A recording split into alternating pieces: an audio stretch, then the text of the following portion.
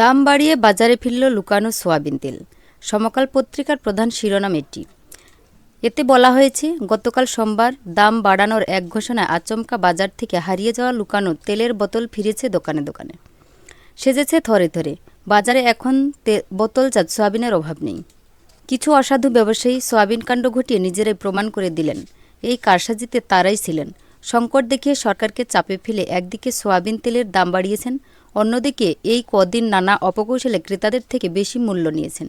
সংশ্লিষ্টরা বলছেন, এটা স্রেফ দিন দুপুরে ডাকাতি ছাড়া আর কিছু নয়। প্রকৃতপক্ষে তেলের কোনো সংকটই ছিল না। ফন্দি এঁটে কয়েকদিন ক্রেতার নাভিশ্বাস তুলে সরকারকে জিম্মি করে অসাধু ব্যবসায়ীরা কোটি কোটি টাকা হাতিয়েছেন। অতীতেও ঘটেছে এমন ঘটনা। ভোক্তাদের দাবি, আজ তেল, কাল চিনি, পরশু হয়তো অন্য কোনো পণ্যের কৃত্রিম সংকট সৃষ্টি করে সুবিধা নেবে সিন্ডিকেট ব্যবসায়ীরা।